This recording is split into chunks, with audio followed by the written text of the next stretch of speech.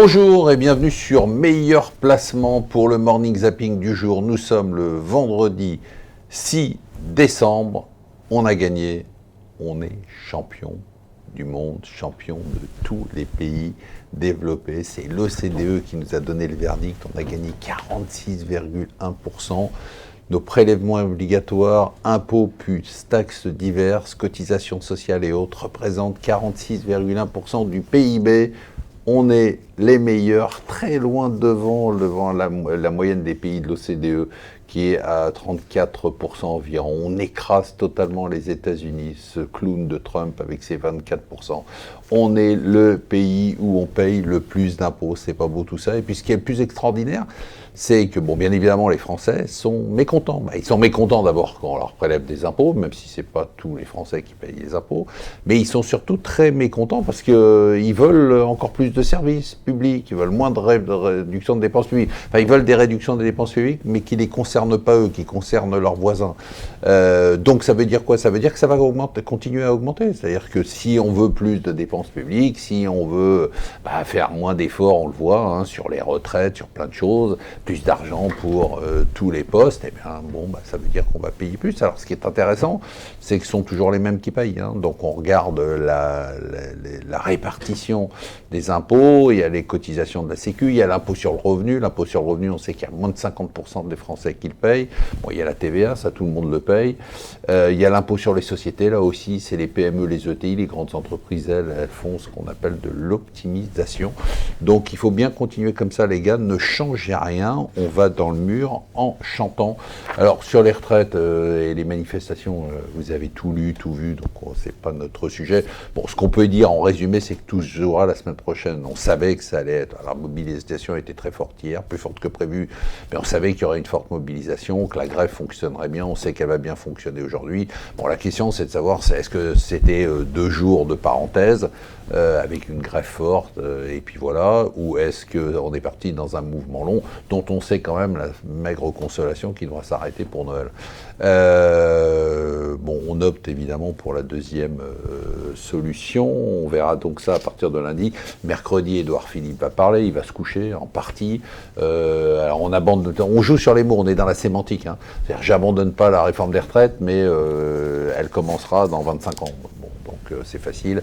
À 5 ans, il y aura eu d'autres gouvernements, d'autres parlements qui pourront tout changer. On en avait tellement marre de cette histoire de vous en parler. Même moi, j'étais gêné. L'introduction en bourse d'Aramco, la compagnie pétrolière d'Arabie Saoudite. Depuis le temps que ça dure, ça y est, c'est fait. On est débarrassé, j'ai envie de dire. C'est très spectaculaire, mais c'est pas très représentatif. Alors on explique, c'est 1700 milliards de dollars, c'est la plus grosse capitalisation du monde, oui. C'est plus que 1200 milliards de dollars d'Apple, mais il n'y a que 1,5% du capital qui est sur le marché. Tout est verrouillé, tout est contrôlé. On a obligé les Saoudiens les plus riches à participer à cette augmentation du capital. On a forcé la main des pays du Golfe autour. Enfin, tout ça, c'est quand même très, très bidon et très artificiel. Alors, ça y est, moi, j'ai trouvé ma destination, la Grèce. La Grèce, nouveau paradis fiscal, c'est fabuleux ça. Donc si on investit 500 000 balles, ce qui est pas mal d'argent, mais dans l'immobilier ou dans une entreprise ou dans des actions, et quand on sait que la bourse, on en parlera, la bourse grecque a affiché la plus belle performance de toutes les bourses des pays dits développés, vous avez un forfait d'impôt qui est en plus plafonné à 100 000 euros, c'est-à-dire que si vous gagnez une fortune et que vous êtes très imposé, vous restez 6 mois en Grèce, c'est quand même pas dramatique de rester 6 mois en Grèce, surtout quand vous y allez quand il fait beau, alors vous y allez en hiver quand il fait mauvais partout, et puis vous payez un maximum de forfaité avec un plafond à 100 000 euros. Voilà, c'est le nouveau paradis fiscal. Alors bien évidemment, ça marchera jusqu'au prochain renversement de gouvernement, quand Syriza reviendra au pouvoir. Bien évidemment, ceux qui sont partis devront repartir, mais c'est pas grave. Vous profitez quelques années. Voilà, ça fait 30 ans que je suis la situation du Japon parce que ce pays me fascine, depuis surtout l'explosion de la crise, les plus jeunes ne se rappellent pas, en 1989. Et puis 30 ans qu'ils font exactement la même chose et qu'on va les suivre. C'est-à-dire, ils ont baissé les taux, c'est les champions des taux négatifs. Bon, ça, ils pratiquent depuis très longtemps, les taux bas, les taux à zéro. Et puis maintenant, ils refont de la relance. Ils en ont fait des dizaines de plans de relance qui n'ont jamais marché. Donc, nouveau plan de relance de 100 milliards de dollars, toujours le même cinéma, pour l'infrastructure, pour la nouvelle technologie. Bientôt, dans les plans de relance, on va nous expliquer aussi que c'est pour la transition écologique. Bon, en fait, et nous, on va les suivre. Ça marche pas, mais on va les suivre. Donc, ce qu'on peut dire, c'est que le monde se japonise. Et enfin, je termine par le plus important ce soir. C'est votre argent d'un super plateau.